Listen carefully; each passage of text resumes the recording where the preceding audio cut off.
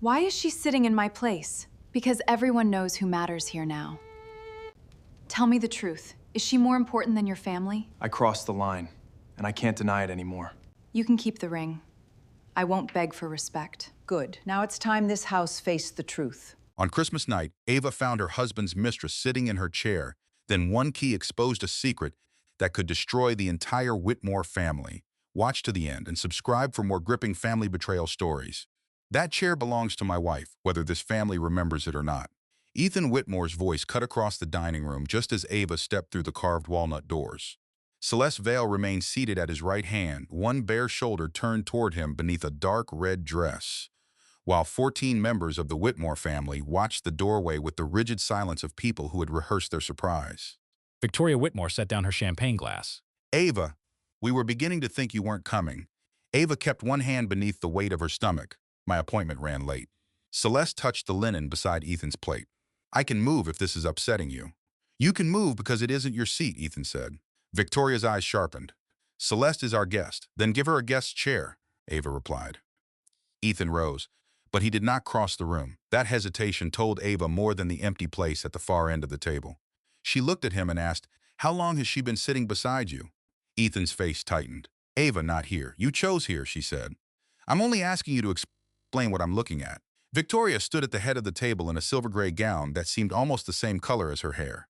At 62, she carried authority the way other women carried perfume, invisibly but with the expectation that everyone nearby would notice. "No one removed you from this family," she told Ava. "We adjusted the seating because Celeste has been advising us on the refinancing, and we intended to continue that discussion through dinner." Ava glanced toward the leather folder beside Victoria's plate. A second copy waited at the empty place assigned to her. "You arranged a business negotiation at Christmas?" Victoria offered a thin smile. "Families like ours don't get to separate business from the holidays, but apparently husbands can be separated from their wives." The sentence landed without force in Ava's voice, which made it harder for anyone to dismiss as an emotional outburst. Celeste finally rose, smoothing the skirt of her dress as if she were the one being gracious. Ethan pulled the chair away from her, but Ava did not move toward it. He had defended the seat only after she entered and saw it occupied. He had not stopped Celeste from sitting there in the first place. Victoria opened the leather folder. "Since we're all standing, we may as well remove the uncertainty from the evening." She drew out a set of documents and placed them on the table. "The company is prepared to purchase Ava's Class B holdings at a 30% premium over the latest independent valuation." Ethan turned toward her. "Mother, this was supposed to be discussed privately." "It was supposed to be resolved privately," Victoria corrected. Ava remained near the doorway. She knew exactly what those 2% shares meant. Eleanor had given them to her and Ethan as separate wedding gifts, a gesture that Victoria had called sentimental and inefficient. Under the Whitmore Charter, however, the entire Class B group could not be pledged without unanimous consent from its holders. Victoria's refinancing required Ava's signature. Without it, the family could not use that class of stock as collateral. Celeste moved to stand beside the fireplace, close enough to Ethan that the distance between them looked practiced. Ava saw Victoria notice the arrangement and approve of it with the faintest lift of her chin. 30% is generous," Victoria continued. "It gives you personal security regardless of what happens in your marriage." The room seemed to contract around the last word. Ethan said, "There has been no decision about our marriage. Then this agreement protects everyone while you decide." Victoria pushed a fountain pen across the table. It stopped against Ava's displaced place card.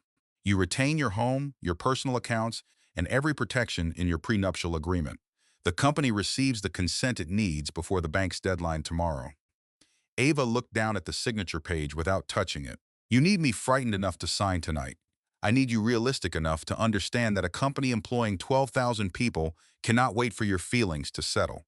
My feelings didn't write your deadline." Ava raised her gaze to Celeste. "Did your advisor suggest putting her in my chair before offering to buy me out?" Celeste's expression barely shifted, but one finger tightened around the stem of her water glass. Victoria answered for her. "The seating was mine. If you find symbolism in furniture, that is your choice." She faced Ethan. "I'm going to ask you one question, and I need the answer without your mother, your lawyers, or Celeste speaking for you." The candles behind him made his expression look carved into light and shadow. "All right." Ava felt her daughter move again, as if the child had pressed a hand against the inside of her body. "Is Celeste your mistress?" A cousin at the end of the table inhaled sharply. Victoria said, This is neither the time nor the language, he said he would answer. Ava never looked away from Ethan. Have you met her without telling me? Have you kissed her? Have you allowed her to believe there could be a future between you? Ethan's silence was not empty. It filled with every late meeting, every locked screen, and every night he had come to bed carrying the faint scent of a hotel bar instead of his office. Celeste looked toward him not with fear, but with expectation. Ava understood then that whatever answer he gave, Celeste believed she already knew it. Yes, Ethan said. The word was quiet, yet it struck the room like a glass dropped on stone. I met her outside work. Ava waited. He swallowed. We kissed. Once, his eyes closed for half a heartbeat. No. Victoria's hand tightened around the back of her chair. Ethan continued before she could interrupt. It has been 6 weeks. We did not sleep together, but I won't insult you by pretending that makes it harmless. Celeste's face changed then. She had expected concealment, perhaps even protection. Instead, Ethan stepped away from her and toward Ava. I was angry and lonely, and I told myself you had already left the marriage in every way except physically. That was cowardly. I should have spoken to you. I should have stopped it before it began. Ava's sadness did not arrive as tears. It moved through her with the slow pressure of deep water, heavy enough to make every breath deliberate. You decide I had left, she said, so you punished me without ever asking where I was going. Ethan flinched. I know how that sounds. It sounds accurate. Ethan watched Ava slide the wedding ring from her finger. The simple platinum band had grown tight during the last month of pregnancy, and she had needed soap to remove it that morning before her appointment. Now it came free with one slow turn. She placed it beside his untouched dinner plate. A pulse moved in his jaw. Are you leaving me? He asked. I'm leaving this dinner. That isn't what I asked. Ava looked at the ring between them. I won't decide our marriage while your mother is buying my shares and your mistress is wearing the expression of a woman waiting for me to disappear. Celeste looked away first. Ava continued, you will not come home tonight. You can stay at the Whitmore Grand. Tomorrow, my attorney will contact yours about temporary boundaries before the baby comes. Ethan's face lost color, but he nodded. If that is what you need. What I needed was the truth 6 weeks ago. The words hurt him, she saw it. She did not take them back. Pain was not cruelty when it accurately named the cost of someone's choice. The dining room doors opened again before Ava could leave. Eleanor Whitmore entered on the arm of Daniel Mercer, the family's longtime general counsel. At 81, Eleanor had surrendered none of the stillness that made people lower their voices around her. She wore a midnight blue dress and carried no purse, only a brass key suspended from a faded green ribbon. Conversation vanished from the room. Victoria recovered first. Mother, you were supposed to rest upstairs. Eleanor looked at her daughter-in-law with eyes almost impossibly clear, like windows after a hard winter rain. I have rested through enough of your decisions. Daniel released her arm and Eleanor walked toward Ava without assistance. The key was old, nearly 4 inches long, its bow shaped like the letter W. Ava recognized it from a charcoal drawing that hung in the Whitmore Grand's private library. According to the caption, Samuel Whitmore had used it to open the hotel's original records room in 1928. Eleanor stopped between Ava and Ethan. 10 days ago, you signed an acceptance in Mr. Mercer's office, she said to Ava. You asked why the stewardship share required a medical evaluation, 2 outside witnesses, and a recorded signing. Ava remembered the meeting. Eleanor had described the share as a narrow protective instrument meant to preserve the company if its governing officers threatened its independence. She had refused to explain when it might be used. You said the remaining instructions would come when necessary, Ava replied. They are necessary now. Victoria stepped forward. The transfer has not been presented to the board. Daniel answered evenly. The charter does not require prior board approval. Notice was delivered to the corporate secretary at 4 this afternoon. You had no authority to conceal this from me, Eleanor turned. I had every authority. Concealment became necessary when questions asked in confidence began reaching the people those questions concerned. A hush settled over the table, different from the silence that had greeted Ava. That first silence had been judgment. This one was fear. Victoria stared at the key. Celeste's attention shifted to the leather folder, then to Ethan, as though recalculating which person in the room could still protect her. Ethan looked at his grandmother. What exactly did you give Ava? Eleanor did not answer him immediately. She lifted the green ribbon and placed it over Ava's open palm. The brass was colder and heavier than Ava expected. Not the company, Eleanor said. Not an inheritance, and not permission to do whatever she pleases. The stewardship share carries one purpose, to stop a transfer of control long enough for the truth to be examined. Victoria's voice sharpened. What truth? Eleanor's gaze returned to Ava. The truth hidden in the founder's vault beneath the Whitmore Grand. Ava closed her fingers around the key. For 6 months, she had followed small irregularities. Eleanor brought her missing maintenance reserves, duplicated consulting invoices, approvals that arrived too neatly before board meetings. She had never known where the untouched source records were kept. The vault can be opened by one physical key, Eleanor continued. No duplicate exists. Electronic access was removed after the security breach 11 years ago. Mr. Mercer has already documented the transfer, and everyone in this room has now witnessed possession. Victoria's expression became as cold and polished as the marble beneath the Christmas tree. You are handing confidential company records to a woman who just removed her wedding ring. I am handing access to the investigator I appointed 6 months ago, Eleanor replied. The revelation moved around the table in startled glances. Ethan stared at Ava. You've been investigating the company? She heard the hurt in his question, but tonight it could not outweigh the fact that his approval appeared on documents he had never shown her. I've been following discrepancies your grandmother found, Ava said. I didn't know where they led. And now I know why someone needed my shares before tomorrow morning. Victoria struck the table with her palm. The silverware jumped. You know nothing. Eleanor faced her. Then you should have nothing to fear from the records. Ava looked down at the key resting against her skin. The teeth were uneven, worn bright at the edges by hands that had used it long before she entered the family.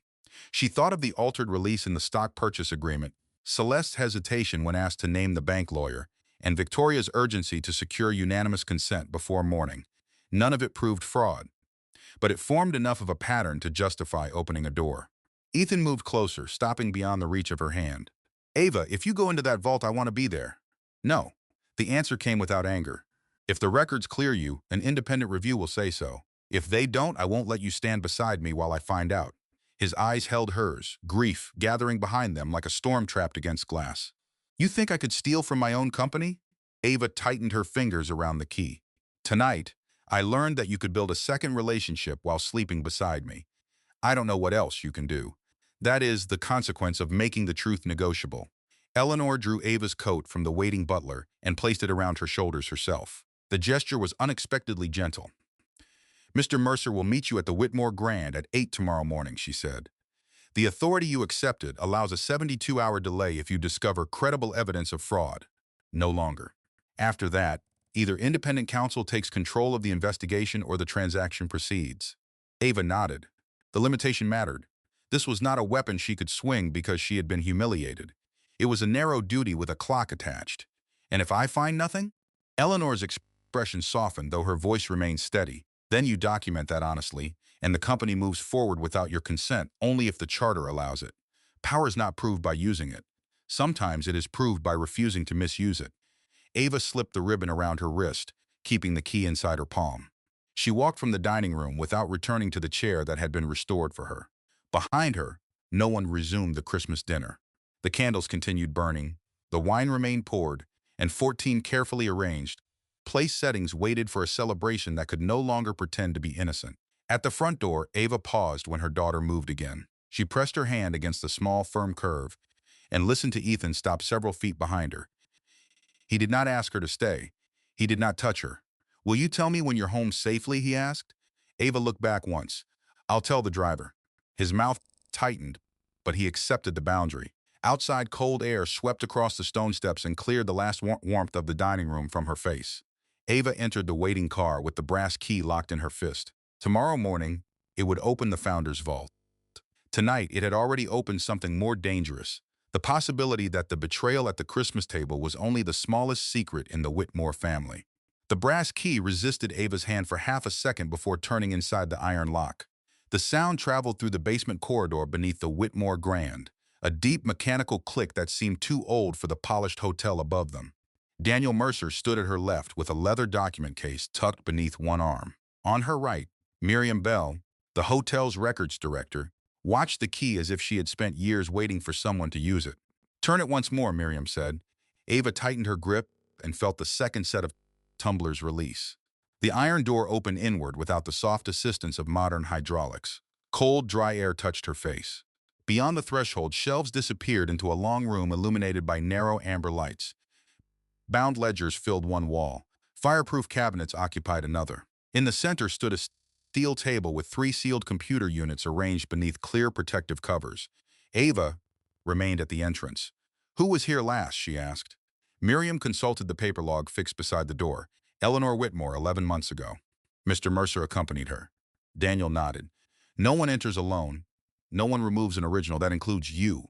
Ava looked down at the green ribbon around her wrist. Good. If the records matter, the rules should matter more. Miriam showed her the vault's safeguards before allowing her to touch anything.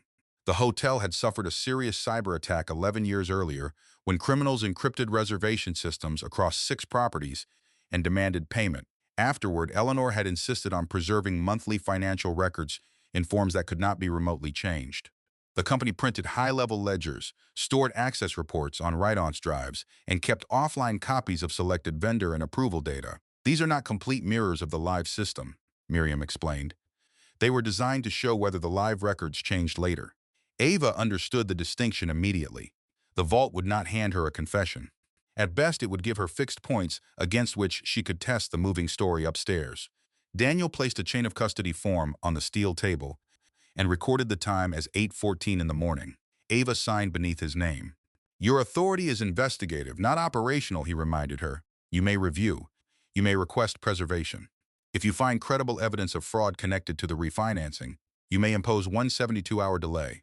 And after that, independent counsel takes control, or the deal proceeds if no lawful basis exists to stop it.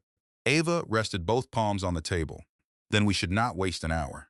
She began with the irregularities Eleanor had identified 6 months earlier. Maintenance reserves at 3 hotels had fallen, even though the properties reported no major repairs. Consulting fees had increased in increments too small to trigger enhanced board review. A renovation project in Chicago had been paid through 2 vendors whose mailing addresses differed by only 1 suite number. Ava pulled the corresponding paper ledgers while Miriam loaded the preserved vendor index onto an isolated computer. The screen displayed plain rows of dates and codes without charts or color, which Ava preferred. Decorative reports often told executives what they hoped to see. Raw entries revealed where someone had forced the numbers to behave. For nearly 2 hours, she found only fragments.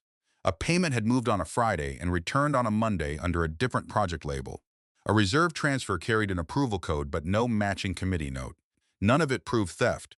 All of it suggested someone knew exactly where the company's automatic controls stopped looking. Ava wrote each discrepancy by hand, resisting the temptation to build a conclusion before the evidence earned one. Her father had once lost his accounting firm because he trusted a partner, then went searching only for facts that supported the betrayal he already believed. Ava had built her career around never repeating his mistake. At 10:32, she found the first name that made the room seem colder. Vail Advisory appeared in a vendor list connected to the refinancing team. The company had received 6 consulting payments over 4 months, each described as strategic integration support. Ava searched the archived corporate registry attached to the vendor file. Celeste Vail was listed as the sole manager. Did Eleanor know about this? Ava asked.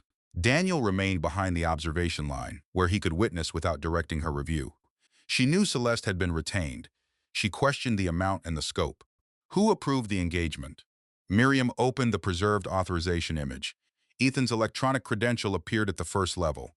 Victoria's appeared at the second. Ava felt the memory of her wedding ring leaving her finger, but she forced her attention back to the screen. An approval credential was not the same as proof that Ethan had personally reviewed the transaction. It was also not something she could ignore because she wanted him to be innocent. She examined the timestamps. The first payment had been approved at 7:43 on an October evening. Ava remembered that date because she had watched Ethan deliver a live speech at a hospital fundraiser. There were photographs, hundreds of guests, and a streamed broadcast. Yet the system claimed he had authorized a consulting payment from his company tablet midway through the speech. Ava asked Miriam to pull the device access archive. The old system responded slowly, requiring separate drives for each month, but the October report eventually appeared. Ethan's account had accessed the payment portal from a registered tablet at 7:41. His phone had connected to the ballroom network across town at the same time. The tablet session used a valid authentication token, not a newly entered password. Could the system have duplicated a timestamp? Daniel asked. Possible, but not likely across 2 independent network logs. Ava traced the next 5 transactions. 4 originated from the same tablet. Each first approval was followed by Victoria's second approval within 12 minutes. One occurred while Ethan was flying from Boston to San Francisco. Another was created during an investor call that had been recorded in full. The pattern did not clear him. He could have instructed someone else to use his device, or approved the transactions earlier and arranged their release.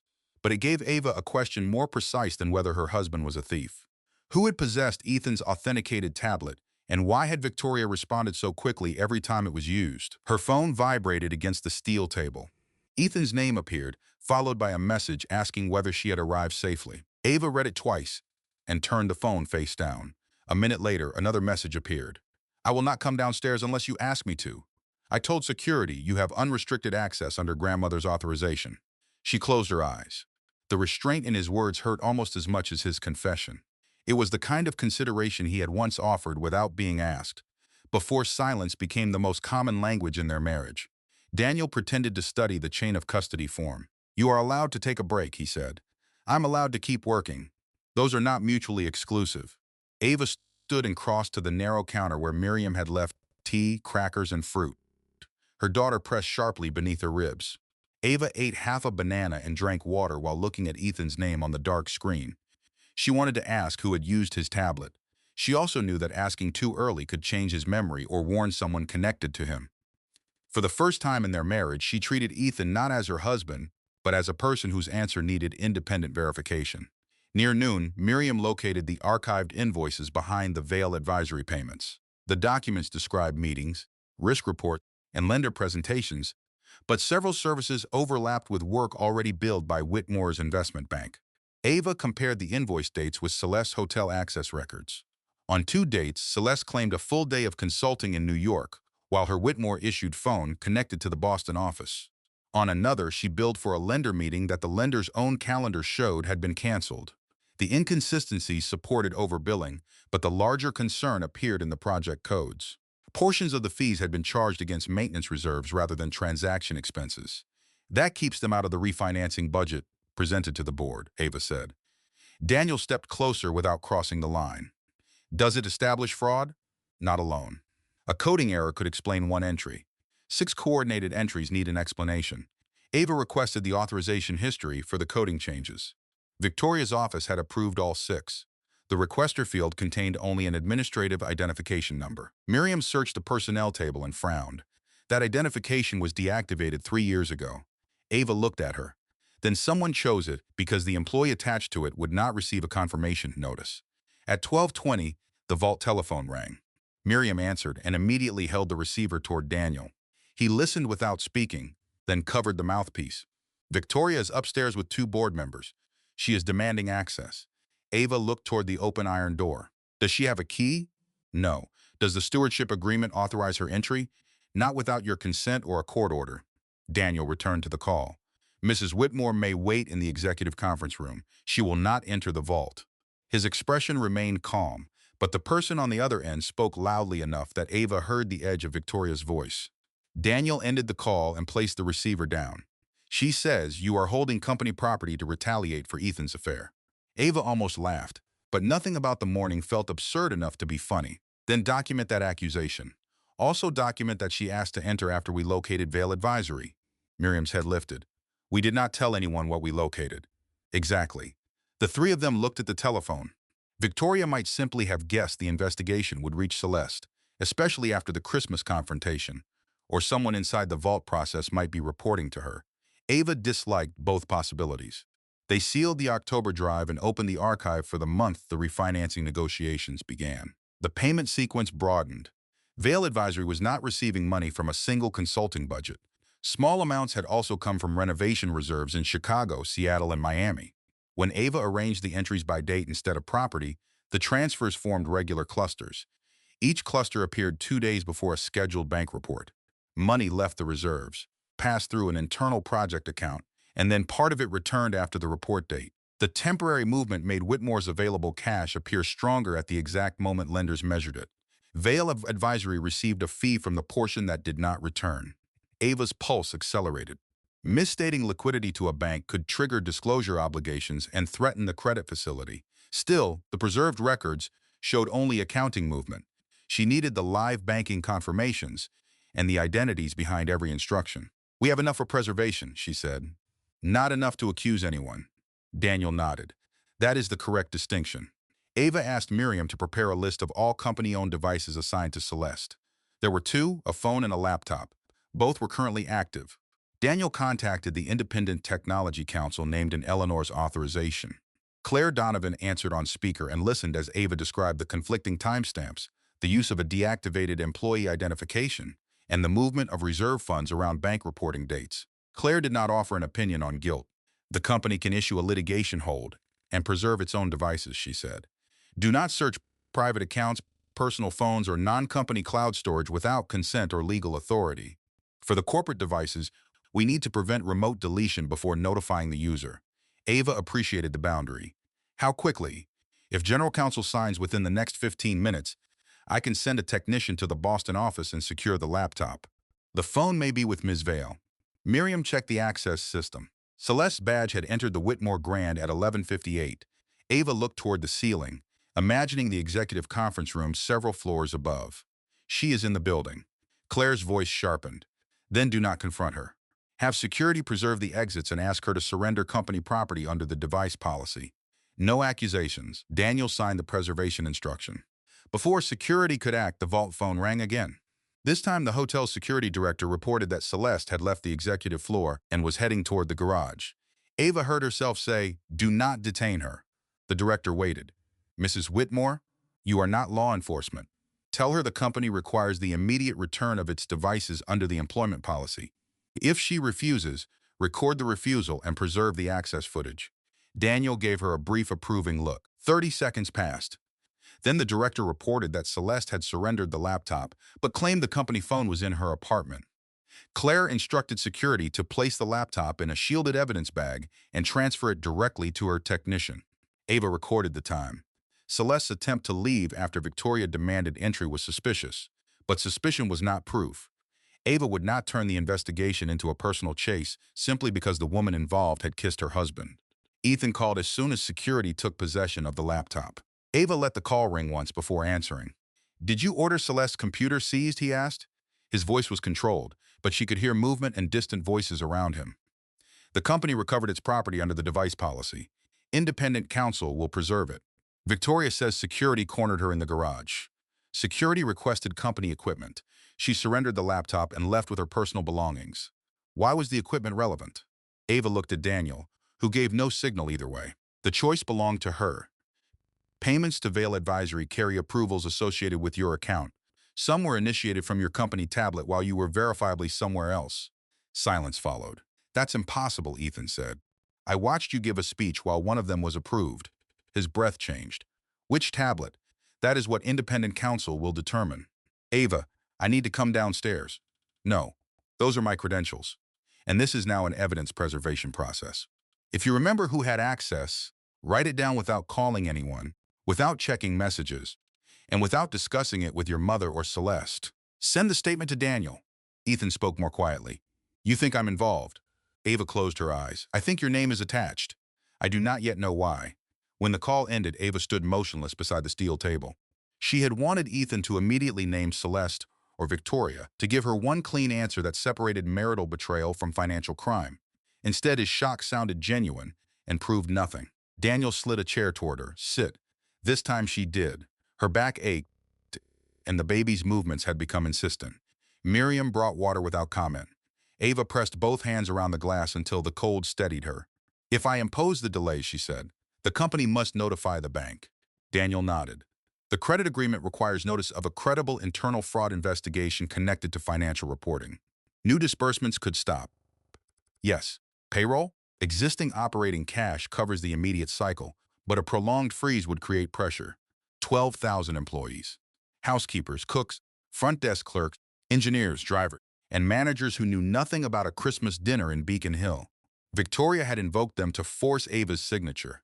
Now Ava's decision could actually affect them. The weight of that responsibility felt different from humiliation.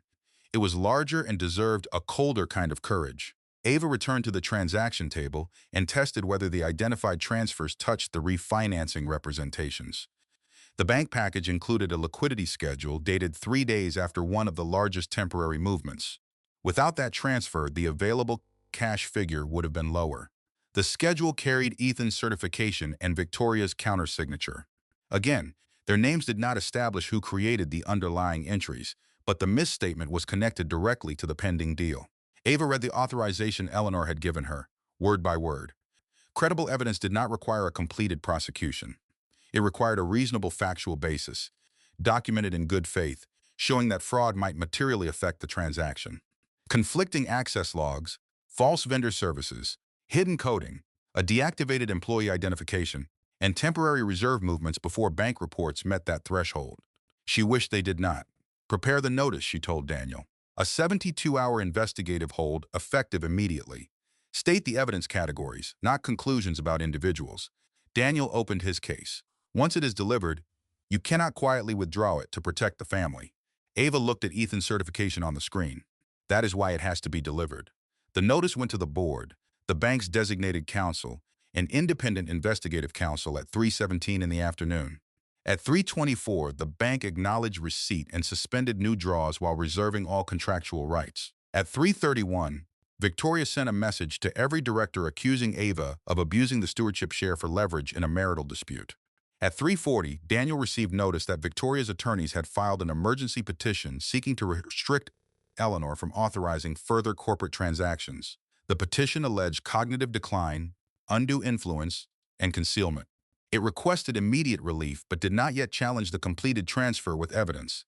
Ava read the filing at the steel table while the vault lights cast narrow shadows across the page. Victoria had moved quickly, perhaps too quickly for someone surprised by the existence of a stewardship plan.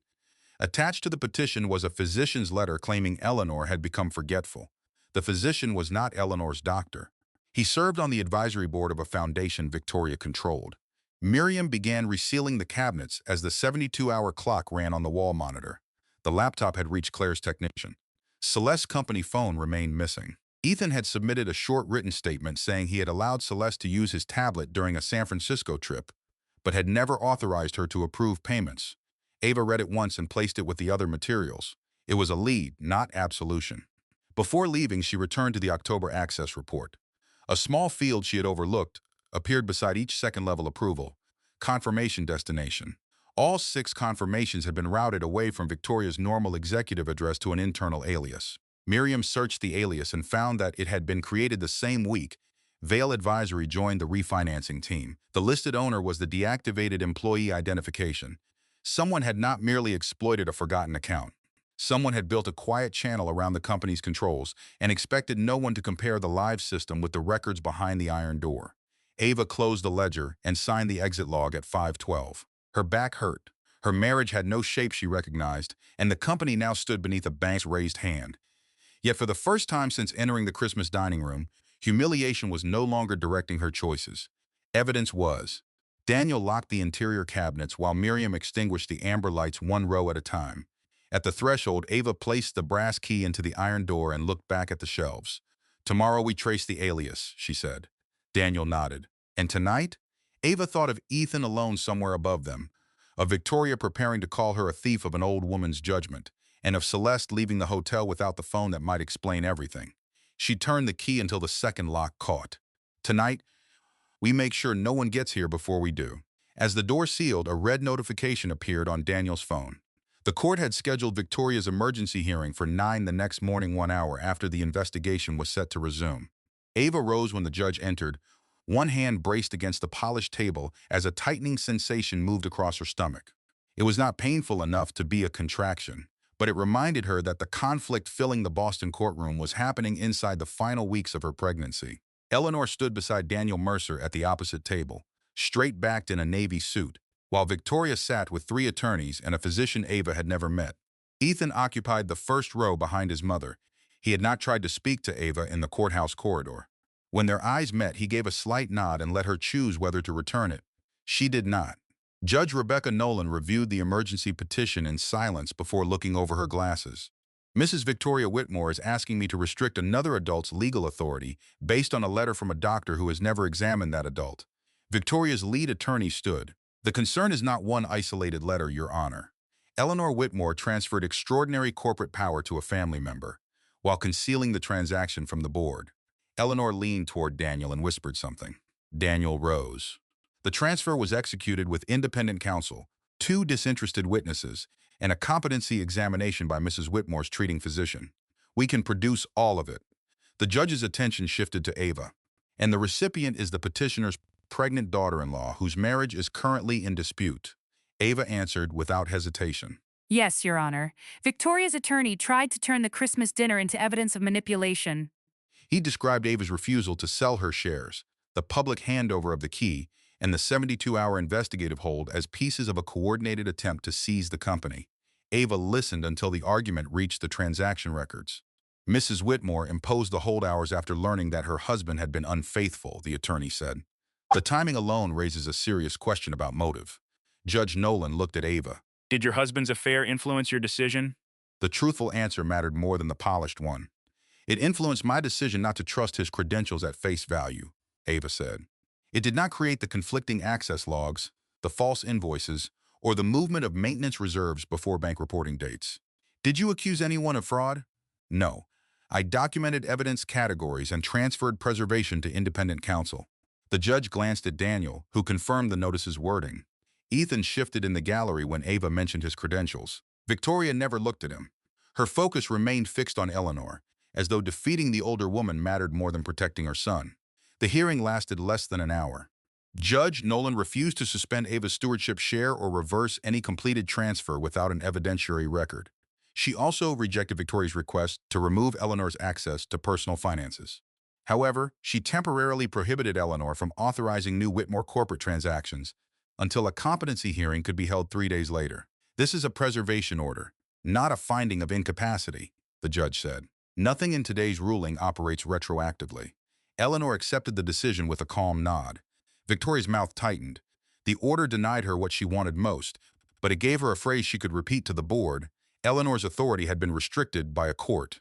Outside the courtroom, reporters waited behind a brass railing even though the filing had been made only the previous afternoon. Ava counted 4 cameras and understood that someone had notified them. Victoria stopped before the microphones and expressed concern for Eleanor's health, carefully avoiding any mention of the fraud review. Ava walked past without speaking. Behind her, a reporter called, "Mrs. Whitmore." Did your husband give you the company to apologize for an affair? The cruelty of the question was too precisely shaped to be accidental. Ethan caught up with her near the elevators. "I didn't tell the press." Ava pressed the call button. "I didn't accuse you. You thought it. Your mother's petition described our marriage." Reporters knew where to stand before the courthouse opened. "I don't need to guess very far." The elevator arrived, but Ethan placed his hand against the door before she could enter. He did not block her body. He only kept the doors from closing. "We need to talk about the tablet. Send anything you remember to independent counsel." "I already did. Claire Donovan asked me not to reconstruct events through messages, so I haven't opened the old conversation with Celeste." Ava studied him. That restraint was correct and unexpectedly painful. "Then let the investigators work. My credentials were used, Ava. If someone inside the company did this, I need to understand how. You are the chief executive and a potential witness. Those are exactly the reasons you cannot direct the review." He looked exhausted, his eyes almost colorless beneath the courthouse lights. "And what am I to you?" The elevator chimed again. Ava stepped inside. "Right now, you are the husband who lied to me and the CEO whose account appears in evidence. I cannot separate those things simply because you want me to." Ethan entered before the doors closed but remained on the opposite side of the elevator. "I gave Celeste the tablet in San Francisco," he said. "It was the first week of October. My presentation file would not render correctly on the conference system, and she said she could fix it." Ava faced the numbered display. "You included that in your statement. I left to meet an investor. When I came back, she had finished. I never saw her enter the payment portal. Did you sign out?" Silence answered before he did. "No." "Did the tablet require another verification step for payments?" "Not if the session was already authenticated through the executive network." Ava finally looked at him. "You approved a system that allowed a remembered device to authorize company payments without a fresh code?" "There was supposed to be a second approver." "Your mother." Ethan's jaw tightened. "Yes." The elevator descended another floor. "How long did Celeste keep the tablet?" Ava asked. "Until we returned to Boston. She said her laptop battery had failed." 4 days? "Yes." "And after that?" He hesitated. "She used it during 2 meetings because her replacement laptop had not arrived." The doors opened to the hotel's underground corridor. Ava walked out. "Then this was not one careless afternoon. You repeatedly gave your authenticated device to a woman you were secretly seeing." The word stopped him. Ava continued toward a private conference room Daniel had reserved beside the vault corridor. Ethan followed at a distance until she turned. You do not get to make me sound reckless because of the affair when the device problem was operational. The affair is why you ignored warning signs you might have noticed in anyone else. I did not know she was approving payments. You knew she wanted access to you. You knew she had become involved in conversations outside her stated assignment. You knew you were hiding her messages from me. His face tightened as though each sentence removed another defense. Yes. Then stop asking me to pretend your personal choices and your professional failures existed in separate rooms. Ethan looked toward the vault door at the end of the corridor. Did grandmother hire you because she suspected me? She hired me because reserves were moving without a clear business explanation. That isn't an answer. It is the only answer I can give without compromising the review. Hurt passed across his face, followed by anger. You were investigating my company for 6 months while sharing my home. Ava's voice remained low. And you were sharing our marriage with Celeste. Inside the conference room, Daniel and Claire Donovan waited with the first preservation report from Celeste's laptop. Claire was in her early 40s with dark curls tied at the base of her neck and a voice that made every sentence sound measured before it left her mouth. She asked Ethan to remain only if he agreed not to handle the device, contact Celeste, or direct any employee involved in the investigation. I agree, he said. Claire placed a printed diagram on the table. The laptop contains access artifacts showing that Ethan's tablet session was mirrored through a corporate collaboration tool. The first-level approvals were submitted using a valid token associated with his tablet. Ethan stared at the page. Can you prove who pressed the button? Not yet. The laptop user profile belongs to Celeste, but someone else could have operated it. Ava appreciated Claire's refusal to stretch the evidence. What can you prove? She asked. Celeste's laptop communicated with the payment portal at the relevant times. Some local records were deleted yesterday morning, before the Christmas dinner. We recovered file references, not the full contents. Ethan's head lifted. Deleted before Ava received the key? Claire nodded, approximately 7 hours before. The timing changed the room. Until then, Celeste could have panicked after the public handover and tried to remove evidence. Deleting records before dinner suggested that she or someone guiding her already knew an investigation was coming. Daniel asked whether the deletion included communications. Claire turned to another page. A message database was partially cleared. We recovered fragments from the local search index. Several messages refer to windows, first-hand and second-hand. Those phrases may be harmless, or they may describe the two-step approval process. She read one fragment aloud. First-hand opens at 7:40. Second-hand closes before 8. Ethan sat back slowly. That was the night of the hospital fundraiser. Ava felt her pulse in her fingertips. Claire continued. Another fragment says V confirms after E is on stage. We cannot identify V or E from a fragment alone. No one in the room needed help imagining the names. Still, imagination was not evidence. Was the recipient Victoria? Ava asked. The recipient field was deleted. We are attempting recovery from the company server. Ethan looked at Daniel. My mother knew the payment schedule. Daniel replied, so did several finance employees. We follow the records. Ethan stood and walked to the window, though the glass faced only the stone foundation of the hotel. Celeste asked me about my speech time, he said. She claimed she wanted to coordinate an announcement with the communications team. Ava watched his reflection. Did you tell her? Yes. Did you tell your mother Celeste had the tablet? I don't remember. Claire intervened before the questions could become an interrogation. Do not force memory. Mr. Whitmore needs a formal interview with counsel, and Mrs. Whitmore should not conduct it. Ava accepted the correction. Ethan turned from the window. There is something else. The first time Celeste used the tablet, my mother came into the conference suite while I was leaving. They were alone for at least 20 minutes. Ava waited for the easy conclusion, but Ethan did not offer one. That still does not prove she knew, he said. No, Ava replied, it does not. His relief at her fairness lasted only a moment. But it gives investigators a reason to examine her approvals independently. Ethan's expression closed again. Even now, with message fragments and synchronized transactions in front of him, some part of him remained the boy trained to believe that questioning Victoria was a form of betrayal. Claire's technician called before the meeting ended.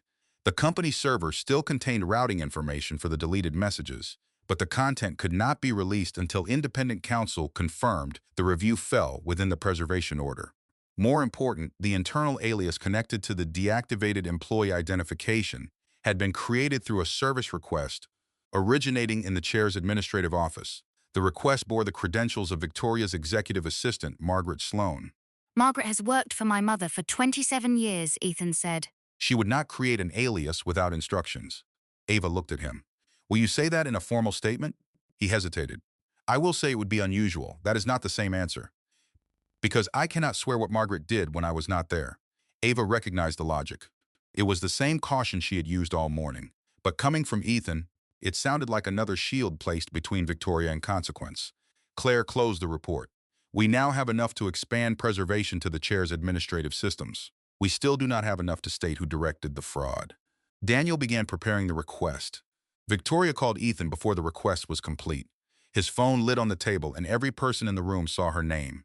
He looked at Ava, then at Claire. Am I permitted to answer? Claire said, yes. Do not discuss evidence. Do not record the call unless counsel advises you that it is lawful. Ethan activated the speaker only after telling Victoria who was present.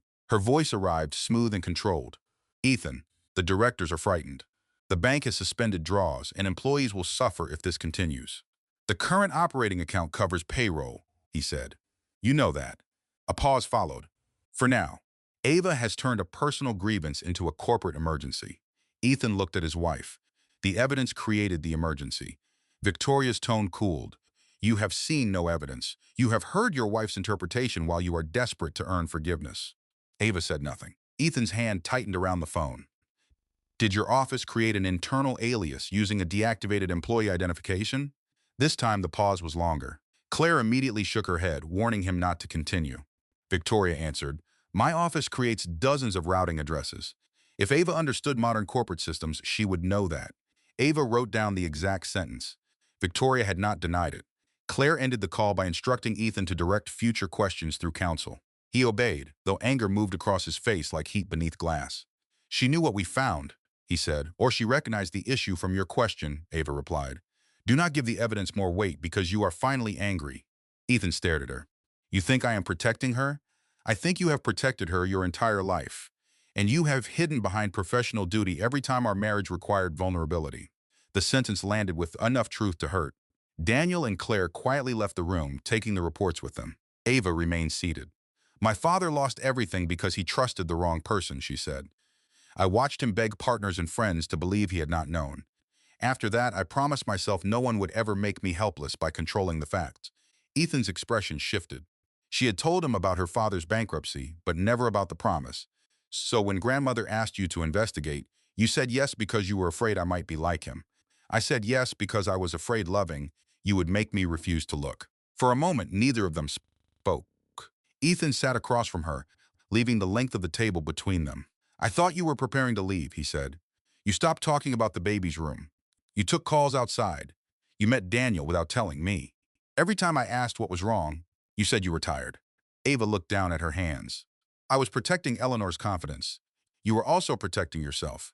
Yes. The admission cost her more than she expected. Ethan rubbed his thumb against the pale indentation where his wedding ring rested. Celeste listened. She made me feel as if I could say something without being evaluated. Ava's eyes lifted. So you kissed her? Yes. The first time was after the San Francisco dinner. I stopped it, then called her the next day. That call was the choice. Everything after it was another choice. He did not ask Ava to understand. I told her our marriage had become an arrangement because it made me sound less guilty. It was a lie. Ava's sadness gathered slowly, like water rising behind a locked gate. You gave her the version of me that made your betrayal convenient. I did. Ethan leaned forward but kept his hands on his side of the table. I will resign if that protects the investigation. Ava shook her head. A sudden resignation could destabilize the company before independent counsel understands the evidence. This is not about performing remorse. Then tell me what to do. Tell the truth in your formal interview. Preserve every device. Do not contact Celeste or your mother about the evidence, and stop asking me to choose the answer that hurts you least. His voice dropped. What about us? There is no us to solve today. He absorbed that without looking away. But there might be later? Ava hated the hope in his question because some part of her responded to it. I am not promising you a reward for cooperating with an investigation. That is not what I meant. It is what I heard. Ethan stood. Then I will stop asking until you are ready to hear something else. He moved toward the door, then paused. For what it is worth, I believe you about the records. Ava studied him. Do you believe what they may say about your mother? His silence returned, thinner than it had been at Christmas, but still present. I don't know yet. Daniel entered after Ethan left with a copy of the temporary court order.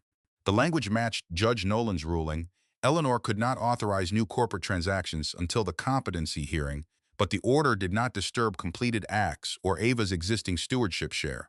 Victoria had already circulated a message claiming the court had intervened because Eleanor was mentally unfit.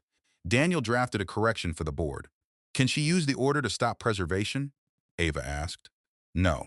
Independent counsel now controls preservation under the company's existing policies. Your 72-hour hold also remains in effect, and when it expires, the board must decide whether credible evidence justifies continuing the investigation. Your stewardship share may block a transfer of control, but it does not allow you to run the company alone. Ava appreciated hearing the limit again.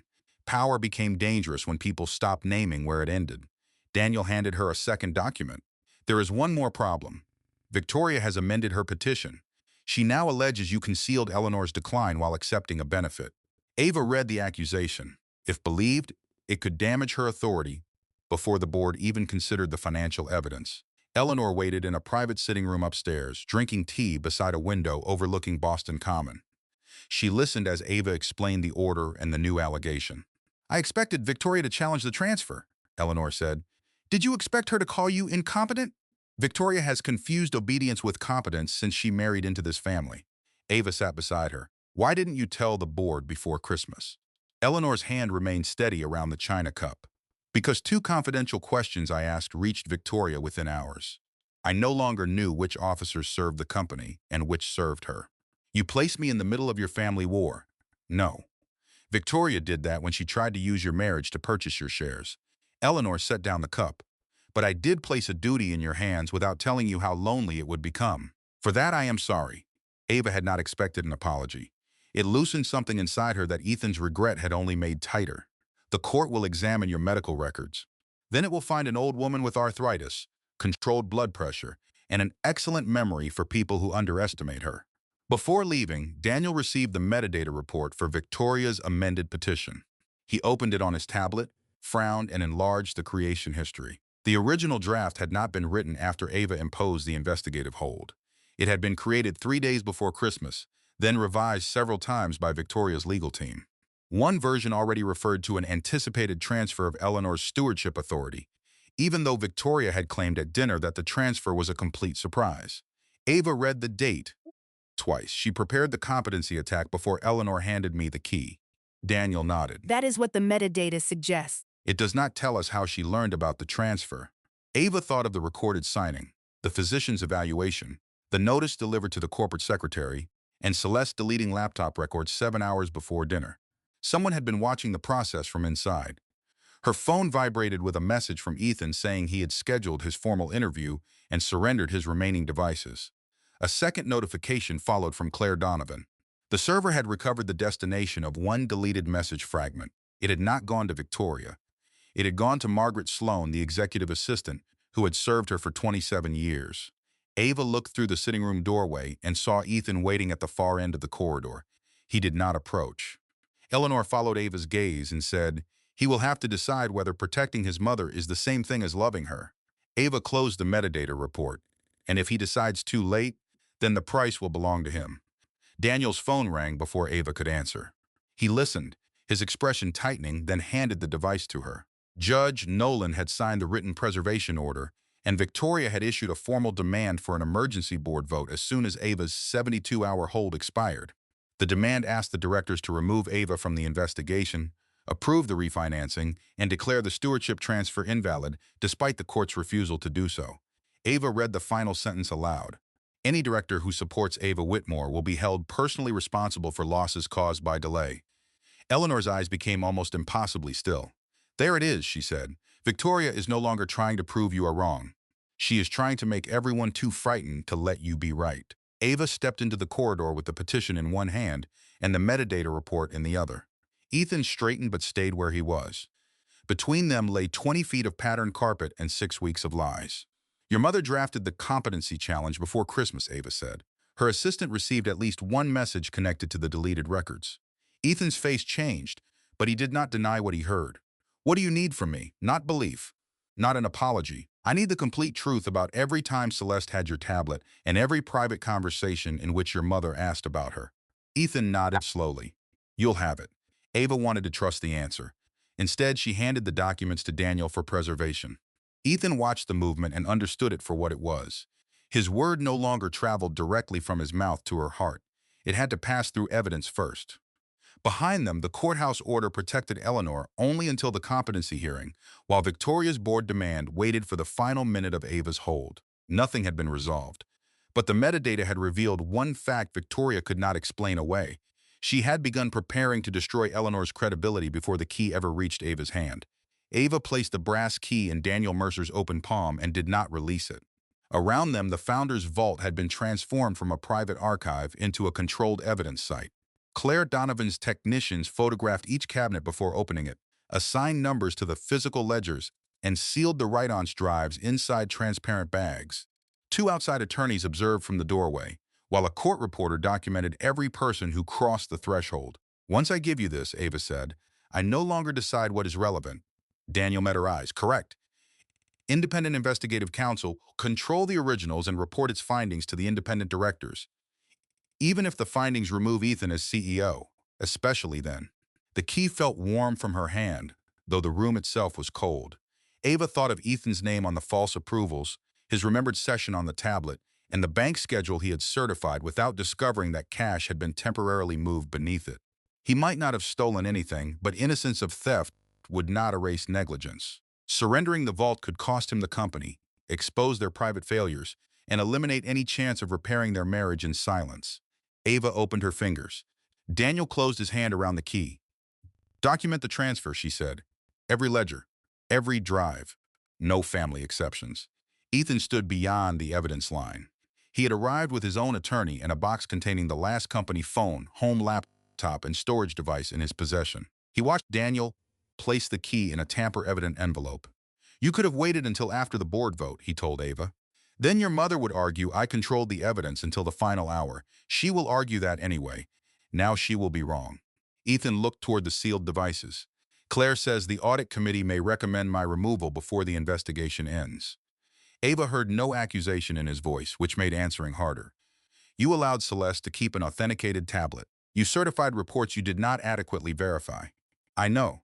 If I hide that because you are my husband, everything Victoria says about me becomes true." Ethan nodded. His eyes were tired but steady, no longer searching her face for immediate forgiveness. "Then do not hide it." He set the box on the intake table and signed the surrender form. "If the truth leaves me with no office and no marriage, I will still have earned more than I had when I was lying to keep both." Ava looked away first. The words did not repair anything, but they marked the first time he had accepted a consequence without asking her to soften it. Claire approached with an initial reconstruction prepared from Celeste's laptop, the corporate server, and the preserved vault records. "We can now attribute the first-level submissions to a process launched from Celeste's user profile," she said. The process imported Ethan's valid session token from the mirrored tablet environment. Ethan's attorney asked, "Can you prove Celeste personally launched it?" "We can show her profile was active, her laptop was physically connected, and related instructions were entered from her account. Final attribution belongs in the full report." Claire turned to Ava. The second approvals came from Victoria's account after fresh authentication. They were not automated. Ava felt the distinction settle across the room. Celeste had exploited an existing session. Victoria had actively verified each transaction. And the money? Vale Advisory was the visible recipient. It paid a company called Northquay Strategies for research services. Northquay then transferred part of the funds into an investment partnership. Who controls the partnership? Claire did not answer immediately. "We are still confirming beneficial ownership. We have enough to tell the board that a second undisclosed entity exists. We should not identify a final controller until the banking records are authenticated." Ava read the reconstruction twice. "Do not put Northquay's account number in the board packet." Claire's eyebrows rose. "Why?" "Victoria claims she knew only the approvals presented to her. If that is true, she should know Vale Advisory, but not Northquay." Daniel understood first. "You want to separate what the evidence establishes from what she reveals herself. I want to ask a narrow question and let her choose the answer." Ethan stepped closer. "My mother will have counsel." "Good, then she will have every reason to answer carefully." Claire considered the risk. "You cannot misstate the evidence." "I won't. The packet will disclose that funds left Vale Advisory for an unidentified downstream entity.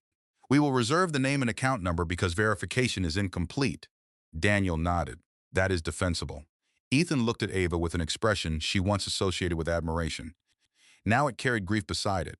She taught me never to answer a question without knowing why it was asked. Ava closed the report. Then we will find out whether fear makes her forget her own rule. The emergency board meeting began 28 minutes before Ava's investigative hold was due to expire. The Whitmore Grand's boardroom overlooked Boston Common through windows that turned the winter sky into a sheet of dark glass. 9 directors sat around the long table. Victoria occupied the chair's seat as though the morning's hearing and evidence preservation had changed nothing. Celeste was absent. Ethan sat halfway down the table with counsel behind him, while Ava took the place reserved for the stewardship holder. Robert Hale, the lead independent director, called the meeting to order. "We have 3 matters," he said.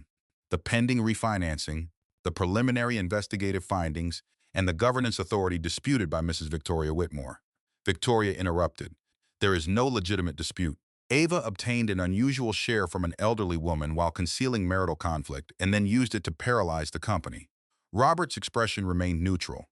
"You will have time to respond after investigative counsel presence. The bank deadline does not wait for theater." Ava opened her folder. "Neither do inaccurate financial statements." Claire presented the facts without naming a culprit. Maintenance reserves had moved before bank reporting dates. Vail Advisory had billed for overlapping or non-existent services. First-level approvals originated from a process running through Celeste's corporate profile with Ethan's session token. Second-level approvals required fresh authentication from Victoria's account. A portion of the money moved from Vail Advisory to an undisclosed downstream entity. When Claire finished, silence remained for several seconds. Sandra Kim, who chaired the audit committee, looked at Ethan. "Did you authorize Celeste to approve payments?" "No." "Did you give her the tablet?" "Yes." "Did you report that access or revoke the session?"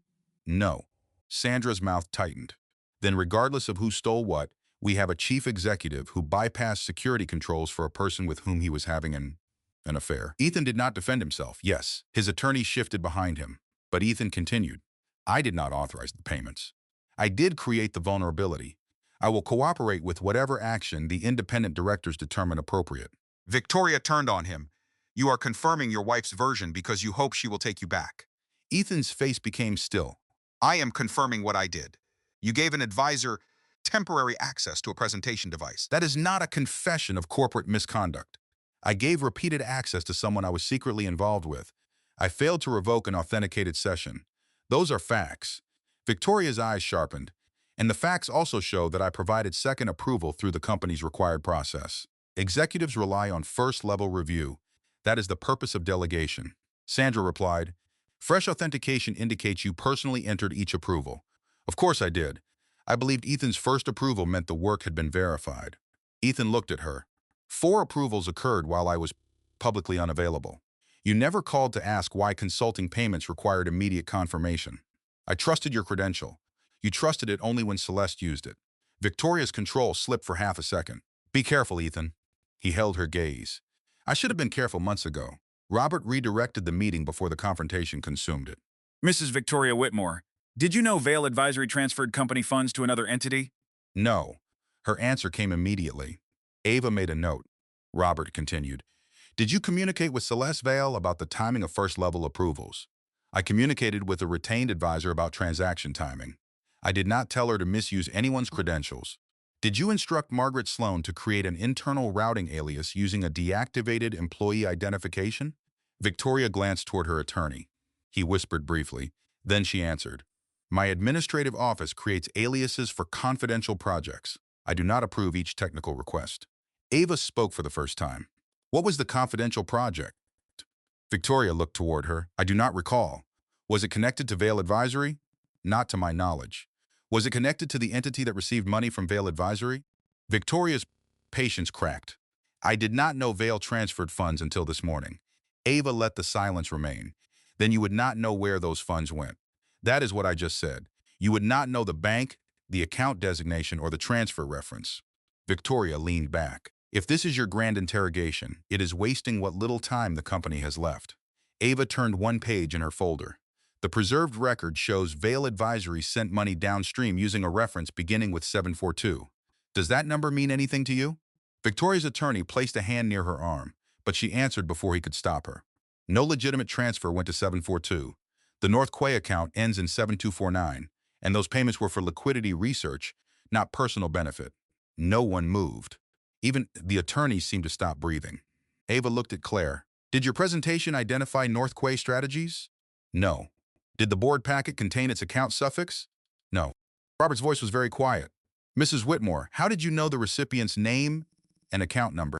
Victoria's face went pale, then hard. Because I have reviewed transaction materials not included in this selective packet. You testified minutes ago that you did not know Vail Advisory transferred funds downstream, Ava said. Which answer would you like the minutes to preserve? Victoria's attorney called for a recess. Robert denied the request until she explained the contradiction. Victoria pushed back from the table. Ava designed this entire review to trap me. I disclosed less than the investigators knew, Ava replied. You supplied the missing fact yourself. Because North Quay performed legitimate work. Sandra opened her packet. There is no North Quay contract in the vendor system. It was retained through Vail Advisory. Then why did part of North Quay's payment move into Hawthorne Capital Partners? Victoria's eyes went to Claire. That name had not appeared in Claire's presentation either. Ava saw recognition before Victoria could hide it. Claire spoke carefully. Independent counsel has not yet stated who controls Hawthorne.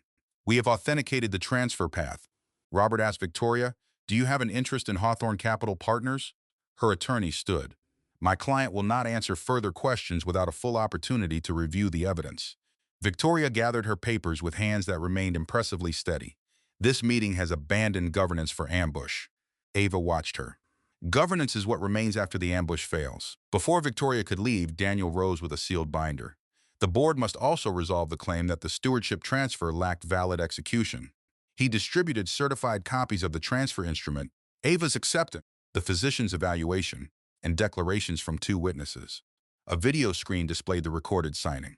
Eleanor appeared seated in Daniel's office 10 days before Christmas, explaining in her own words the purpose of the stewardship share, the identity of its recipient, and the risks of the pending refinancing. The physician asked her to describe the consequences of the transfer. Eleanor answered without prompting. She understood that Ava would receive a limited veto over changes in corporate control, that the power could not be used for ordinary operations, and that the board would be notified after execution. Ava appeared later in the recording, read the limitations aloud, and signed her acceptance. The video contained no discussion of Ethan's affair, a divorce, or personal retaliation. When it ended, Daniel's notice was delivered to the corporate secretary at 4 on Christmas afternoon, as required. The transfer did not require prior board approval. Victoria remained standing. My petition alleges a longer pattern of undue influence. Daniel answered, the court will address your allegations at the competency hearing. For today's corporate decision, the executed documents remain valid, and this morning's order expressly declined to disturb them. Robert asked outside corporate counsel for an opinion. The attorney confirmed that Ava currently held the stewardship share and could exercise its narrow veto if the refinancing pledged the entire Class B group or transferred effective control. Victoria turned toward Ethan. If she blocks this, the bank will freeze the facility. Employees will lose bonuses, then jobs. Tell your wife what she is choosing. Ethan did not look at Ava. She knows. Then stop her. I have spent my life confusing your certainty with duty, he said. I will not do it again. Victoria's voice dropped. You would let a woman who removed her wedding ring destroy your inheritance? Ethan finally faced Ava. It is not mine if the only way to keep it is by forcing her signature. The board proceeded to the refinancing vote. 5 directors supported it, 3 opposed, and Ethan abstained because of his conflict. Under ordinary voting rules, the resolution would have passed. Robert recorded the result, then looked at Ava. The proposed financing pledges all Class B shares and grants the lender conversion rights that could transfer effective control after a covenant default. Do you exercise the stewardship veto? Ava felt the full weight of the question. Blocking the deal would preserve control long enough for the investigation to continue. It would also trigger uncertainty at the bank and expose employees to a crisis they had not created. She looked at the directors, then at Ethan, who offered no signal. He understood the choice had to be hers. Yes, Ava said. I exercise the veto solely as to this financing. My written notice will state that credible evidence indicates the transaction relies on potentially misstated liquidity and compromised approvals. The veto does not prevent the company from seeking lawful alternative financing. Daniel placed the notice before her. Ava signed. The clock showed 3:16, 1 minute before her investigative hold would have expired. Victoria's expression became almost calm. You think that signature makes you the owner of Whitmore Hotels? No, it gives me one narrow power, And I just used it for the reason Eleanor created it. You used it to punish your husband. Ava met her eyes. If punishment were my purpose, I would have hidden the evidence and let Ethan sign a fraudulent financing. The truth may cost him his position. I chose it anyway. Ethan absorbed the sentence without flinching. Sandra moved that Victoria be removed immediately as board chair and suspended from all officer authority pending the investigation. Corporate counsel clarified that the board could remove her as chair and officer under the bylaws, but could not cancel her director seat or shareholder voting rights through the same motion. The distinction was entered into the minutes. 6 directors supported the motion. Victoria voted against it. Ethan abstained again. Robert announced that Victoria was no longer chair and could not direct employees, access administrative systems, or act for the company. Victoria stood at the end of the table she had controlled for 17 years. "You have removed a title," she said. "You have not removed my shares," Robert replied. "No one has claimed otherwise. Then I will call a special shareholder meeting. I will replace every director who supported this spectacle." Sandra said, "Any such action will be reviewed for compliance with the charter and your fiduciary obligations." Victoria smiled without warmth. "Review whatever you like. Ava has delivered the company to the bank's mercy." As if summoned by the sentence, Claire's phone rang. She listened, then handed it to Robert. The bank's general counsel had received notice of the veto and the preliminary evidence. Effective immediately, all undisbursed amounts under the revolving facility were frozen. Existing accounts remained open, but no new money would be released until the bank completed its risk review. The room changed again. The directors who had voted with Ava looked toward the cash forecast. One of them whispered that delayed draws would place the year-end bonus schedule at risk. Ava felt the baby move hard beneath her ribs. Ethan stepped toward her, then stopped before crossing the distance she had asked him to keep. "Are you all right?" "Yes." Her voice came out thinner than she wanted. Daniel pulled out a chair, and Ava sat. Across the room, Victoria watched the concern between them with a new calculation in her eyes. She had lost the chair's office, access to the systems, and control of the refinancing. But she remained a director and a significant shareholder. Her removal had not erased the emergency sale provision in the company's charter, which could be invoked during a genuine liquidity crisis. Robert asked finance staff to prepare a 13-week cash forecast and instructed outside counsel to begin discussions with the bank. Victoria gathered the last of her papers. "You have 72 hours of evidence and no replacement money," she told Ava. "When payroll pressure begins, these directors will remember who caused it. They will remember who moved the reserves," Ava replied. Victoria's smile sharpened. "Only if you can prove where they went." Claire entered the room carrying a single authenticated banking record that had arrived during the vote. She handed it to Ava and Robert. The document traced North Quay's transfer into Hawthorne Capital Partners and identified Victoria Whitmore as the partnership's controlling beneficiary. It was not merely a pattern anymore. The money had reached a fund she controlled. Robert read the page and looked toward Victoria, but she was already at the door. "This will go to the authorities," he said. Victoria paused with one hand on the brass handle. For the first time, fear crossed her face without disguise. It vanished almost instantly. "Then be prepared for what an investigation does to a company dependent on trust." She opened the door. "I may lose an office. Ava may still lose everything else." The door closed behind her. Ava stared at the banking record, the proof she had spent months approaching one careful step at a time. The clues now connected: the false consulting work, Ethan's stolen session, Victoria's fresh approvals, the hidden alias, North Quay and Hawthorne Capital. Beside the record lay the signed stewardship veto that had stopped the refinancing 1 minute before the investigative hold expired. The reversal was complete, but none of its consequences had been contained. The bank had frozen new credit.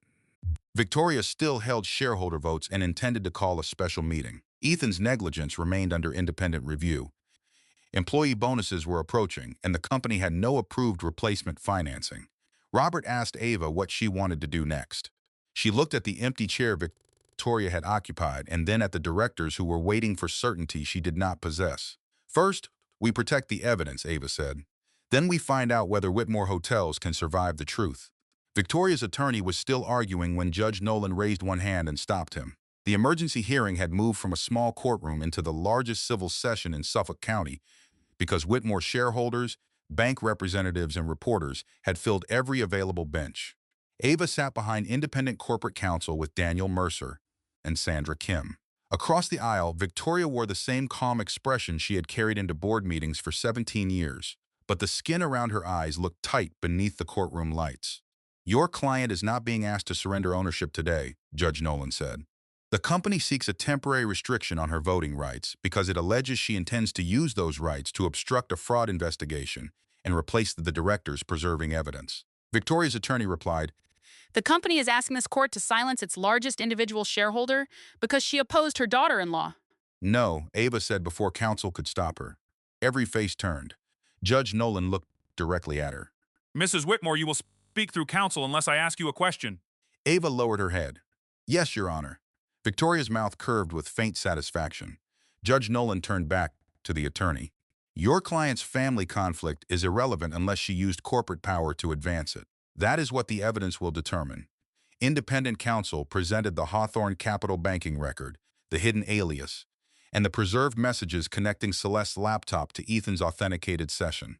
Victoria's attorney attacked each item separately. Hawthorne, he said, was a legal investment partnership. The alias had been created by an assistant. The messages did not name Victoria. The transfers reflected consulting work, not theft. When he finished, Judge Nolan asked, "Where is Ms. Vale?" A side door opened. Celeste entered with her attorney, wearing a plain black suit instead of the polished red dress Ava still saw whenever she closed her eyes. She avoided Ethan, who sat in the rear of the courtroom with his own counsel. Victoria turned toward Celeste with an expression that looked almost maternal. "You do not have to do this," she said. Celeste stopped beside the witness stand. "Your draft agreement says otherwise." Her attorney handed a document to the clerk. It was an indemnity proposal recovered from Victoria's office. Under its terms, Vale Advisory would accept responsibility for unauthorized vendor arrangements if the refinancing later came under scrutiny.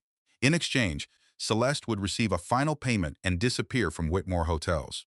The document bore no signature, but its metadata showed Victoria's legal team created it before Christmas. Victoria's control finally cracked. That was a contingency draft prepared by counsel. It was never offered. Celeste took the oath and sat. "She showed it to me 2 weeks before Christmas." Victoria rose. "She is lying to save herself." Judge Nolan's voice sharpened. Sit down, Mrs. Whitmore. Victoria remained standing 1 second too long before obeying. Celeste looked at the judge. Victoria hired Vale Advisory. The official work was refinancing research, but she also wanted me close to Ethan. Why? Independent counsel asked. Because he trusted me, and she thought Ava was turning him against the family. Ava felt Ethan's eyes on her but did not turn. Celeste continued, "Victoria told me Ethan was lonely and that his marriage was already ending. She promised me an executive strategy position after the financing closed. Did she instruct you to use Ethan's tablet?" "Yes. The first time was in San Francisco. She came into the conference suite after Ethan left and showed me how to mirror his active session to my laptop." "Did you know the payments were unauthorized?" Celeste swallowed. "I knew Ethan had not personally approved them." Victoria said his credentials were enough because she provided the second approval. Victoria's attorney approached for cross-examination. "You were having an affair with Ethan Whitmore. An emotional affair. We kissed several times. You wanted his marriage to end." Celeste's face tightened. "Yes. You stole his session because you wanted power. I used it because Victoria instructed me and paid my company. Now you blame her because Ethan rejected you and your laptop exposed you." Celeste looked toward Victoria. "I blame her for what she did. I blame myself for what I did." The answer left the attorney nowhere easy to go. He changed direction. "Where is the company phone you failed to surrender?" Celeste's hands closed together. "In a safe deposit box." A murmur moved through the courtroom. "Why conceal it?" "Victoria told me to destroy it. I kept it because I realized the draft agreement made me her escape route. And now you expect favorable treatment for producing it?" "I expect consequences. I just refuse to carry hers too." Victoria whispered something to her lawyer, but her voice carried farther than she intended. "Ungrateful little fool." Celeste heard it. So did the court reporter. The phone was delivered to a federal evidence team during a recess. Its preserved messages did not contain a single perfect confession. They contained something stronger, a sustained sequence. Victoria identified approval windows, confirmed when Ethan would be publicly unavailable, instructed Celeste to use the mirrored session, and directed Margaret Sloan to route confirmations through the hidden alias. Other messages discussed moving reserve money before lender reports and paying North Quay from Vale Advisory. One message told Celeste to keep Ethan close enough that he never asked why his hand opened the first door. Judge Nolan read the preliminary authentication statement when court resumed. Victoria requested another recess, then tried a different defense. "I was protecting the company from Ethan's weakness," she said from the witness stand after choosing to testify against counsel's advice. "He was distracted. Ava was conducting a secret investigation." The bank deadline was approaching.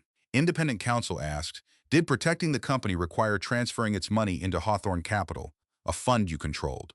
Those funds were temporary reserves. Then why were they absent from Whitmore's books? Because disclosure would have undermined the financing. So you concealed company money to obtain financing based on inaccurate liquidity. Victoria's eyes became cold as midnight glass. I did what was necessary to keep 12,000 people employed. Ava heard the argument for what it was, not denial but entitlement. Judge Nolan issued a temporary injunction restricting Victoria from voting her shares, calling a special meeting, or directing anyone to alter corporate records while the civil case proceeded. The order froze assets traceable to the disputed transfers but left unrelated personal property untouched. This is preservation, not forfeiture, the judge emphasized. She also found no evidence supporting an immediate suspension of Ava's stewardship share. Outside the courthouse, Victoria caught Ava before security separated them. You think you won because a frightened advisor traded her testimony for mercy. Ava stopped. No, I think you lost because you believed everyone you used would stay afraid of you. The bank will not reopen the facility. When employees lose their jobs, your moral victory will be all they have. Then I will have to build something more useful than victory. Victoria leaned closer. You are carrying a Whitmore child. One day she will learn that her mother sent her grandmother to prison. Ava's voice remained steady. One day Grace will learn that family is not permission to steal from people who trust you. The next defeat arrived 2 hours later in the bank's Boston office. Ava E. Robert Hale and Sandra Kim sat across from a 5-person risk committee with a restructuring proposal they had built through the night. The plan preserved all hotels, delayed bonuses, and replaced the audit committee while Ethan remained CEO under enhanced supervision. The bank's chief risk officer closed the binder after 20 minutes. We cannot approve this, Ethan asked. Which covenant fails? This is not a technical failure. It is a credibility failure. The compromised credentials belong to the chief executive. The inaccurate liquidity schedule carried his certification. Enhanced supervision does not restore confidence while he remains in office. Ava argued that an immediate resignation could destabilize operations. The officer replied, then choose an interim executive. Until governance changes, new draws remain frozen. The meeting ended without a forbearance agreement. In the elevator, Sandra said the company had 17 days before delayed vendor payments would begin affecting hotel operations. Ethan stared at the floor numbers. The first plan failed because it tried to protect me. Ava did not soften the answer. Yes. Then the second one cannot. They returned to the Whitmore Grand Boardroom. Ethan called the executive committee before taking off his coat. I resign as chief executive effective tonight, he said. Robert asked whether he wanted time to consult counsel. I already have. My resignation does not admit involvement in the fraud. It accepts responsibility for the control failure and removes an obstacle to financing. Sandra asked who would manage operations. Ethan recommended the chief operating officer as interim CEO and agreed to remain available without executive authority for 30 days. The motion passed. After the meeting, he handed Ava a separate document. I have placed the voting authority attached to my shares into an independent trust until the investigation and restructuring are complete. Ava read the trustee's name. It was a retired judge with no connection to the family. Your attorney approved this? Yes.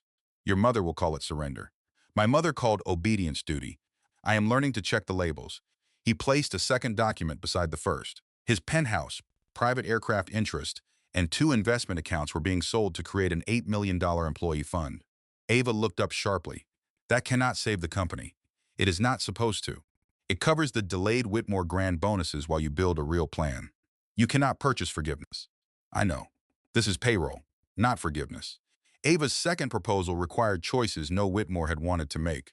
The company would sell the underperforming Sonoran Resort, recover the frozen Hawthorne funds through civil proceedings, replace the entire audit committee, and install multi-factor approval that no remembered device could bypass. An outside CEO would receive operating authority, while family shareholders would remain owners without automatic management positions. At the next bank meeting, Ava did not promise that the company would emerge unchanged. Whitmore Hotels does not need to preserve every property, she said. It needs to preserve the business that can survive honest reporting. The risk committee questioned the resort valuation, the timeline, and employee costs. When the chief risk officer said the plan still depended on uncertain recovery from Victoria, Ava removed those funds from the base forecast. Treat restitution as upside, not operating cash. Sandra presented a 13-week cash schedule built only on confirmed revenue, the resort sale deposit, and reduced capital spending. After 3 hours, the bank offered a 90-day forbearance period with weekly reporting and an independent restructuring officer. It was not restored credit. It was enough time to earn it. Ava and Sandra carried the signed forbearance agreement into the Whitmore Grand's employee ballroom that evening. Hundreds of Boston employees filled the room, while teams at other properties watched through a live connection. Rumors had already traveled faster than official notices. A housekeeper named Rosa Martinez stood before Ava could begin. "Are we losing our jobs?" Ava stepped away from the podium so the answer would not feel hidden behind polished wood. "No hotels are closing during the 90-day restructuring. The Sonoran Resort will be sold as an operating property, and the buyer must honor existing employment agreements." A banquet manager asked about bonuses. Ethan walked onto the stage but stopped beside Ava rather than taking the microphone from her. "The delayed Whitmore Grand bonuses will be paid from a private fund I established today," he said. "The money does not come from hotel operations." Someone asked whether he was still CEO. "No. I resigned because failures under my leadership damaged the company's credibility." He did not mention Ava, Celeste, or Victoria as excuses. Rosa looked at Ava. "And after 90 days? We report the real numbers," Ava replied. "If we meet them, the bank restores the facility. If we miss them, you hear it from us before you read it somewhere else." 3 days later, Eleanor walked into the competency hearing without holding Daniel's arm. Her physician testified first, explaining that she had evaluated Eleanor on the day of the stewardship transfer and found no impairment affecting judgment, memory, or understanding. The two independent witnesses described Eleanor reading the documents, correcting a date in the draft, and explaining the veto in her own words. Victoria's attorney presented examples of missed appointments and repeated questions. Eleanor answered from the witness stand. "I missed one appointment because Victoria changed the location and did not tell me. I repeated one question because she answered a different one." Judge Nolan asked Eleanor to explain what she had transferred. "A limited stewardship share," Eleanor said. "It allows Ava to block a transaction that changes control. It does not permit her to appoint herself CEO, spend corporate money, or erase another Cheryl's rights." "Why Ava?" "Because she had the skill to examine the records and the independence to act against her own husband if the evidence required it." Ethan lowered his eyes. The judge ruled from the bench that Eleanor had possessed full legal capacity, rejected the undue influence claim, confirmed the transfer, and dissolved every temporary restriction against her. Eleanor met Ava on the courthouse steps after the reporters left. "I am retiring from daily involvement," she said. "Not because Victoria called me incompetent, because choosing when to leave is one of the privileges competence gives me." Ava smiled for the first time in days. "Honorary advisor? Only if no one expects me before 10 in the morning." Ethan approached but kept a respectful distance. Eleanor looked at him. "Your mother will face more than a civil case, I know. Do not turn her consequences into your tragedy. That is another way of making her choices about you." Ethan accepted the rebuke. "Will you speak to her?" "When she is ready to speak without demanding rescue." Eleanor kissed Ava's cheek and touched the curve of her stomach. "This child has attended more board meetings than most executives." Grace responded with a kick strong enough for Eleanor to feel. The old woman laughed, and for one brief moment the courthouse behind them seemed unable to reach the 3 generations standing in front of it. The 90 days did not pass gently. The first resort buyer withdrew after Victoria's attorneys threatened litigation. Ava refused to hide the threat from the bank and negotiated a 2-week extension in exchange for daily cash reporting. A second buyer offered less but agreed to preserve the property's workforce and close quickly. The board accepted. Multi-factor controls went live across the company. Margaret Sloan was dismissed after admitting she created the alias at Victoria's direction, and an outside executive named Maya Bennett became permanent CEO. At the final bank review, Maya presented audited statements stripped of the temporary reserve movements. Revenue was weaker than Victoria's reports had claimed, but operating cash was real. The chief risk officer signed the reinstatement letter. "The revolving facility is restored subject to the new controls." Ava asked, "All withheld operating draws?" "Restored." Sandra exhaled beside her. Across the table, Maya closed the forecast. "Then payroll, vendors, and scheduled capital repairs are fully funded." No one applauded. The relief was too deep and tired for celebration. Ava simply placed her pen down and allowed herself to believe that the company would remain open. Grace was born 2 weeks later after 11 hours of labor. Ethan remained in the waiting area until Ava asked for him, then stood beside her without claiming a place she had not offered. When the nurse laid their daughter against Ava's chest, Ethan covered his mouth with one hand.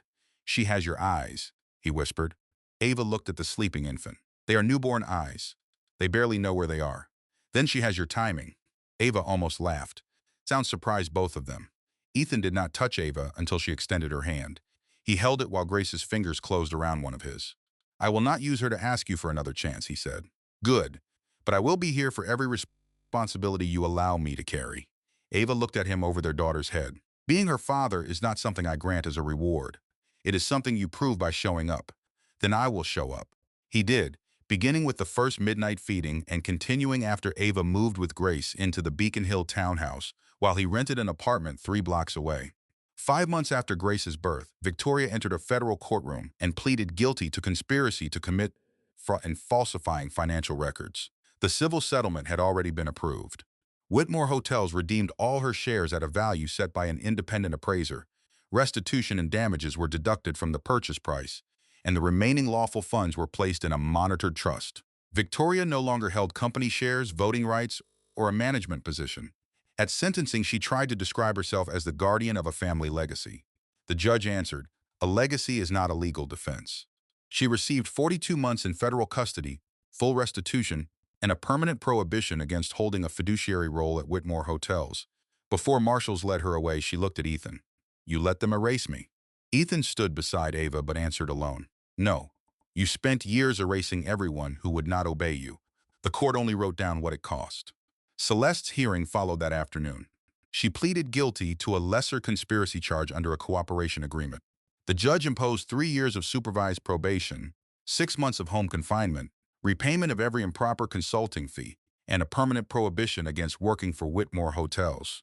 Celeste turned toward Ava after the hearing. "I am sorry," she said. Ava studied the woman who had once occupied her chair. "Are you sorry you helped Victoria steal, or sorry Ethan did not choose you?" Celeste's face tightened. "Both." "The second answer is uglier, but it is true." "Then carry the truth without asking me to make it lighter." Celeste nodded. She did not ask for forgiveness. Ethan watched her leave without calling, or searching for a final private goodbye. The criminal judgments became final when both women declined to appeal. No investigation remained open, and no hidden defendant waited in the last pages of the story. Ava and Ethan spent the year in separate homes. Every Tuesday evening, they sat in a counselor's office and spoke about the marriage without using Victoria, the investigation, or the company as a shield. Ethan maintained complete financial and digital transparency, though Ava never demanded access as punishment. He gave it because secrecy had been the environment in which his betrayal grew.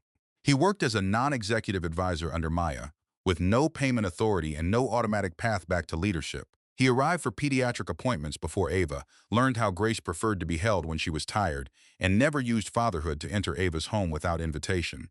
Some sessions ended in anger. Others ended in silence. Change did not arrive as one speech. It accumulated through ordinary kept promises until Ava no longer had to brace herself before believing him. On the following Christmas Eve, Ethan assembled a wooden cradle in the employee housing building Whitmore Hotels had converted from an unused administrative property. Ava found him kneeling on the floor with one side installed backward and Grace asleep against his shoulder. "The instructions have pictures," she said. Ethan looked at the crooked frame. "The pictures are judgmental. The pictures are accurate." She set down her coat and took the wrench from his hand. Together they reversed the side panel while Grace slept between them in a carrier. The building would open in January for employees facing temporary housing emergencies, one of the reforms funded by the restored operating surplus. Ethan tightened the final bolt. "Our counseling agreement expires next week," he said. Ava looked at him. "Therapy does not have an expiration date. The formal separation review does." His voice remained careful. "I am not asking you to decide tonight. I already decided." Ethan went still. Ava took a folded document from her bag. "I withdrew the separation petition this morning." Hope crossed his face, but he did not reach for her. "What does that mean to you?" he asked. It was the right question. "It means I am willing to live with you again. It does not mean the old marriage comes back. I do not want the old marriage. We continue counseling. We keep separate professional authority. No family member enters our decisions by default. If either of us is lonely, angry, or afraid, we say it before silence turns into permission." Ethan nodded after each condition. "Yes," Ava continued, "you do not return as CEO because I came home. I will not. And I will not spend our life inspecting your devices. Trust has to become something we practice, not something I police." His eyes filled, though his voice stayed steady. "I can live inside those terms." Ava shook her head. "Do not live inside them like a sentence. Choose them." Ethan looked at Grace, then back at Ava. "I choose them. I choose you without asking you to become smaller so I can feel secure. Ava stepped closer, then asked me properly. Ethan took her hand but did not kneel. There was no ring hidden in his pocket and no audience waiting to applaud. "Will you build a new marriage with me?" he asked, knowing I cannot undo what I did, but promising I will never again protect my comfort with a lie. Ava let the silence test both of them. "Yes," she said, "but I am not wearing the old ring tonight. Whenever you are ready, I may choose a different one." A small smile touched his mouth. "Then I will be grateful for whichever hand you offer." Grace woke and made an indignant sound between them. Ava lifted her from the carrier, and Ethan wrapped the blanket around both mother and child. Their reconciliation did not erase the affair. It placed the betrayal where it belonged, behind, remembered and answered, but no longer permitted to govern every room they entered. Eleanor witnessed their private recommitment the next afternoon in a small suite at the Whitmore Grand. Ava wore cream, Ethan wore the same gold cuff links she had once given him, and Grace slept through most of Daniel's brief reading. No vows promised perfection. Ethan promised truth before comfort. Ava promised honesty before withdrawal. Together they promised that Grace would never be taught to confuse family loyalty with silence. Afterward, Eleanor returned the brass key to Ava. "Independent counsel released the vault last week," she said. "The investigation is closed, and the originals are back in place." Ava turned the key over in her palm. "Then there is one final record to add. They descended beneath the hotel after Christmas dinner. Maya Bennett, Sandra Kim, Daniel, Ethan, and Eleanor accompanied Ava as witnesses. Miriam Bell opened the evidence log, and Ava unlocked the iron door.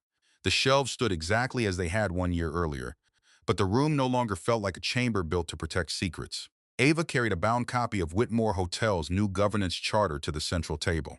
The document required multi-factor authentication for every significant payment, independent audit oversight, separate approval authority, immediate revocation of inactive credentials, and mandatory disclosure of personal relationships involving vendors or employees. It also prevented any family shareholder from assuming an executive position without independent board approval. Maya signed the deposit record as CEO. Sandra signed as audit chair. Ethan signed only as a shareholder and former executive. No title appeared after Ava's name except stewardship holder. Eleanor watched Ava place the charter inside the fireproof cabinet.